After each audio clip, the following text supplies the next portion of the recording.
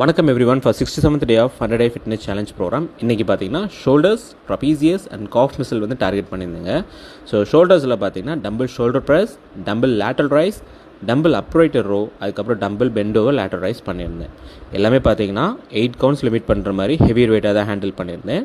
அது போக drop set அப்படின்ற டெக்னிக் வந்து லாஸ்ட் செட் ஆஃப் எவ்ரி எக்ஸசைஸில் பெர்ஃபார்ம் பண்ணியிருப்பேன். இந்த கிளிப்பிங் ஃபுல்லாக பார்த்தீங்கன்னா ட்ராப் செட் மட்டும்தான் இருக்கும்.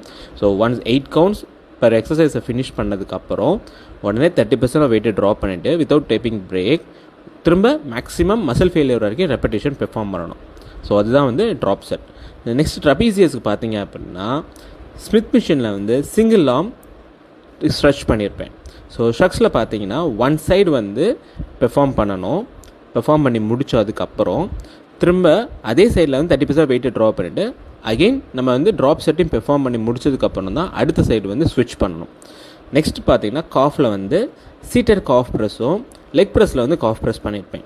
அதுலேயுமே வந்து drop set and 8 count limit பண்ணுற மாதிரி ஹெவியர் வெயிட்ஸ் தாங்க. இது எல்லாமே பக்காவாக முடிச்சதுக்கப்புறம் நல்ல ஒரு டீப் ஸ்ட்ரெச் பண்ணியாச்சுங்க. ஸோ உங்களை அடுத்த வீடியோவில் மீட் பண்ணுறேன். Until then see you.